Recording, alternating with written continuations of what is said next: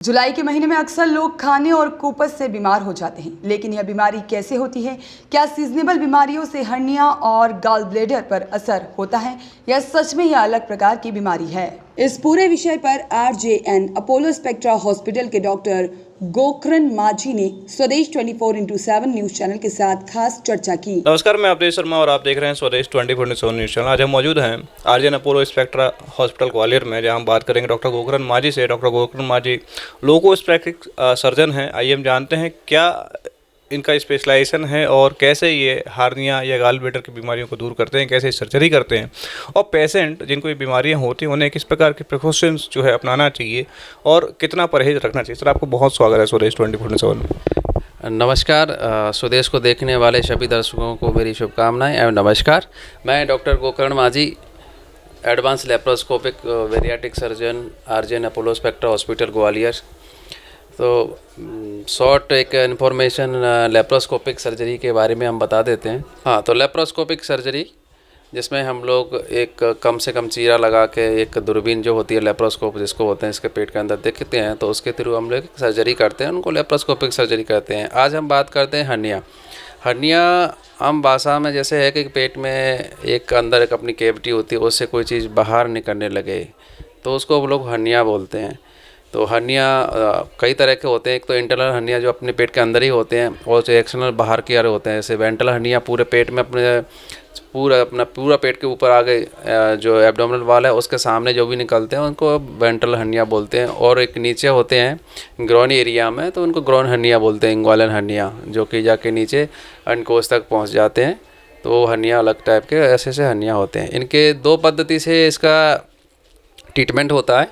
Open जो कि शुरू स्टार्टिंग टाइम से चला रहा है, और अब लेप्रोस्कोपिक से बहुत अच्छे रिजल्ट और रिकवरी फास्ट होती है, और पेशेंट जल्दी से चीरा फाड़ी कम होता है और ब्लड लॉस कम होता है, तो उसकी वजह से पेशेंट की रिकवरी बहुत फास्ट होती है। दूसरा होता है कि फिजियोलॉजिकल भी और बाय फिजिक्स के हिसाब से भी अगर कोई डिफेक्ट को हम लोग अगर रिपेयर करते हैं तो प्रेशर उसका कम से कम पड़ पाए, तो वो हम लोग लेप्रोस्कोपिक सर्जरी में कर सकते हैं। ओपन सर्जरी में नहीं होता है, क्योंकि लेप्रोस्कोपिक सर्जरी के अंदर ही हम लोग मांसपेशी के नीचे जाके वहाँ पे हम लोग जाली मैश और बड़े साइज़ की जाली मैश रख देते हैं, तो पूरा प्रेशर अपने ऊपर वो ले लेता है, जिसके ऊपर वो डिफेक्ट पूरा अच्छे से क्लोज हो जाता है।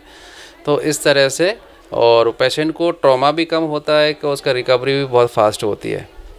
सर, कितने दिन में ये रिकवरी पेशेंट की हो जाती होगी, और आफ्टर जब आपको ये सर्जरी हो जाती है तो पेशेंट को कितने दिन के अंदर हम जो है डिस्चार्ज कर सकते हैं? हाँ, हम पेशेंट को नेक्स्ट डे ही डिस्चार्ज करते हैं। सभी पेशेंट मोस्टली जिनको कोई कोमॉर्बिडीज नहीं है, तो सर्जरी साइड से हम लोग नेक्स्ट डे हम लोग डिस्चार्ज कर देते हैं, और 6 घंटे के बाद पेशेंट चलने फिरने भी लगता है और खाना पीना भी लगता है। सर, सीजनेबल बीमारियों की बात करें तो आपके डिपार्टमेंट में, आपकी फील्ड में किस प्रकार की सीजनेबल बीमारियां जो आम पेशेंट को देखने को मिलती हैं? चूँकि मैं एक सर्जन हूँ, तो सर्जन में ऐसे कोई सीजनल बीमारियाँ नॉर्मली नहीं होती हैं। पेट से संबंधित अगर हो सकती हैं, थोड़ा सा ऐसे होता है कि इस टाइम पे खाना और सब्जियाँ और जो भी चीज़ें आती हैं थोड़ा सा वो कंटामिनेशन हो सकता है उनमें, और हो भी जाता है, ठीक है।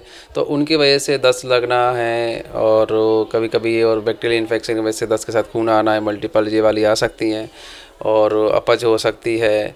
और तो इनके बचने के लिए यही है कि एक तो हम सब्जियों को और फलों को बहुत अच्छी तरह से धो के नहीं और या उगाल के उनको अच्छी तरह से उसका ट्रीटमेंट करके, जो आजकल कुछ मशीनें भी आती हैं उनके तरह से वो शुद्ध हो जाती हैं, तो करें।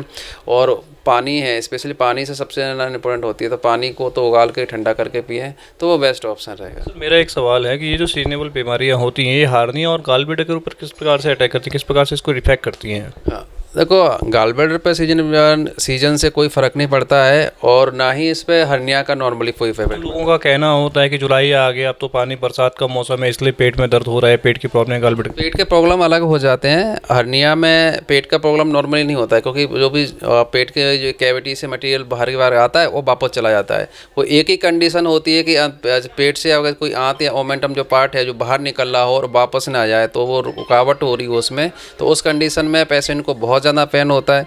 और अगर वो में कोई फूड वर्टिकल से आके या उसका बहुत सारा पार्ट ज़्यादा मात्रा में निकल आता है, छोटी सी नेक होती है, उसमें गर्दन की जगह मतलब जाने की जगह कम हुई, उधर जाके फंस गया, तो इस कंडीशन को ऑब्स्ट्रक्शन बोलते हैं, ऑब्स्ट्रक्टेड हर्निया। और हर्निया बहुत देर तक उसमें बना रहा या बहुत घंटों से बना रहा या दिन लग गए तो वो स्ट्रेंगुलेशन हो जाता है, फिर उसके में फिर गैंग्रीन और वो चांसेस हो जाते हैं, पर वो लाइफ थ्रेटनिंग कंडीशंस हो जाती है, जिसमें कि पेशेंट का अगर इसका की कोई कंडीशंस आती है, पेशेंट को कोई हर्निया का पेशेंट है और उनको लग रहा है कि वैसे अंदर जा रहा है और बाहर आ रहा है, जैसे सुबह रात में पेशेंट सो जाता है तो पूरा अंदर सब जो भी होगा उसका हर्निया निकला हुआ अंदर जाएगा, सुबह वो जगता है तो एकदम नॉर्मल लगता है, फिर चलने फिरने लगता है तो वही से हर्निया से फिर से जागृत हो जाता है, उसमें निकलने लगता है। अगर इस कंडीशन उसकी आती है कि उसको जैसे ना छींका कहीं पे भी आके ना एकदम ज़ोर से पेट में प्रेशर पड़ा तो उसकी आंत या उसमें उस कैविटी में जाके हर्निया में फंस गया वो, तो उसको बहुत पेन होने लगेगा तेज़। तो उसको जहाँ पर भी हो जिस जगह पे हो, बाहर गया हो या घर के आसपास हो या ऑफिस में हो, वो अपने नज़दीक के सर्जन डॉक्टर को दिखा के उसका तुरंत ऑपरेशन करवाए, अदरवाइज उसमें गैंग्रीन हो सकता है और वो जानलेवा हो सकता है। मतलब कि हार्निया जो है लोगों के लिए जानलेवा हो सकता है अगर आपने लापरवाही करें। हाँ बिल्कुल बिल्कुल, अगर इसको अगर ना चाहो तो ये आपको सालों तक परेशान नहीं करेगा। लोग बोलते हैं कि मैं 10 साल से पड़ा, हाँ नहीं कर सकता। और कुछ लोग मेरे पास ऐसे भी आए कि हाँ सर हम आते हैं, अगले महीने आते हैं, जब टाइम निकाल के हम लोग सर्जरी कराएंगे, लेकिन वो उस सेम डे भी वापस आए, घर पे गए हैं ऐसे ही उन्होंने किसी ये तो जंप किया है या किसी ने खांस दिया है तो फंस गया उसमें, तो उसका ऑब्स्ट्रक्टेड कंडीशंस में आ गए, सही टाइम पे आ गए तो इसलिए ऑपरेशन भी हो गए। कई पेशेंट मेरे पास ऐसे भी आए जो गैंग्रीन लेके आए हुए हैं, वो ऐसे गैंग्रीन स्ट्रैंगुलेशन के बाद में तो आंत का फिर रिसेक्शन एनास्टोमोसिस, फिर उस टाइम में फिर हर्निया सर्जरी नहीं हो पाती है क्योंकि इन्फेक्शन हो जाता है, उसमें हम जाली या मैस नहीं लगा पाते हैं। तो उस टाइम में फिर वो पेशेंट का है कि आंत का ऑपरेशन कर दिया और आंत को जोड़ने के बाद में हर्निया का डिफेक्ट है तो वैसे ही क्लोज करते हैं सिंपल सूचर से, मैस वगैरह का नहीं होता है। तो कई बार हर्निया वो उसमें रिपीट भी हो सकता है और नहीं भी हो सकता, मतलब रिकरेंस हो सकता है। आम जनता को क्या संदेश देना चाहेंगे खासतौर से सीजनेबल बीमारी और हार्निया और खासतौर से गॉल ब्लैडर के? देखिए हर्निया ये है कि इसको आपको रिपेयर कराना ही पड़ता है, ठीक है, तो समय रहते हुए करा लेंगे तो बहुत अच्छा होता है, सर्जन के लिए भी आसान होती है क्योंकि वो चिपका नहीं होता है, इनकार्सिनेटेड नहीं होता है उसमें, तो बहुत आसान होता है उसको सर्जरी करने में, ज़्यादा टाइम भी नहीं लगता है, सब चीज़ें होती हैं और पेशेंट भी कंफर्टेबल होता है, कम से कम डिस्ट्रक्शन होता है। और जब हम इलेक्टिव करते हैं तो उसकी पूरा बॉडी चेकअप होता है, सब चीज़ें होती हैं, कोई कॉमोर्बिडिटीज होती हैं जैसे शुगर, ब्लड प्रेशर वगैरह कोई बीमारी है तो वो कंट्रोल में होकर हम लोग उसकी सर्जरी का रिपेयर कर सकते हैं, इसके लिए अवॉइड नहीं करना चाहिए कभी भी। और दूसरा गॉल ब्लैडर भी ऐसी सेम है, गॉल ब्लैडर का कोई मेडिकल ट्रीटमेंट नहीं है, उसका भी सर्जिकल इंटरवेंशन है, तो उसका भी मतलब गॉल ब्लैडर जो स्टोन्स हैं तो उनका हमेशा सर्जरी की ओर जाना चाहिए। सीजनल में कोई भी सीजन हो, सर्दियाँ हो, गर्मी हो या बरसात हो, तो सब में कुछ ना कुछ हिसाब से बॉडी वो करती है, एडजस्ट करती है सब चीज़ों को। अब क्या बरसात में ये क्या होता है कि जहाँ से हम पानी आता है, नल से आ रहा है या वो आ रहा है बोरिंग से आ रहा है, तो कंटामिनेशन हो उसमें होने के चांसेस कई गुना ज़्यादा होते हैं। तो उस टाइम पे हमें यही करना चाहिए कि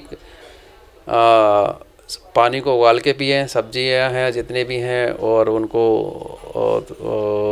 धो के ना ये साफ़ करके खाएं। और दूसरी बात ये है कि इसमें खाना जो हो जितना ताज़ा खा सकें उतना, क्योंकि इसमें प्यूरिफिकेशन हो जाता होता है कि बैक्टीरियल फर्मेंटेशन बहुत जल्दी होता है, सड़न बोलते हैं अपना आसाम में, सड़न में होता है, खाना बहुत जल्दी ख़राब होता है बरसाती रहने सीजन में, बैक्टीरिया मात्रा ज़्यादा सब चीज़ें होती हैं।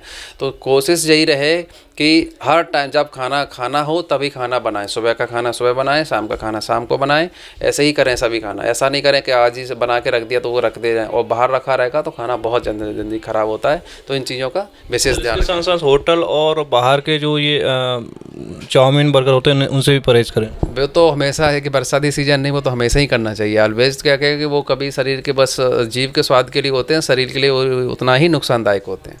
Thank you so much sir. तो आपसे डॉक्टर गोकर्ण माझी इन्होंने किस तरीके से आम पब्लिक को समझाया कि हार्निया क्या होता है, गॉल ब्लैडर की बीमारी क्या होती है, और जो लोगों के बीच में एक भ्रम है कि भाई जुलाई आ गया, अगस्त आ गया, बरसाती रहनी सीजन आ गया तो पेट की बीमारियां ज़्यादा होंगी, ऐसा कुछ भी नहीं है। आप परहेज़ रखें, सावधानी रखें। अगर आप परहेज़ और सावधानी रखते हैं तो डेफिनेटली आप स्वस्थ रहेंगे, स्वच्छ रहेंगे।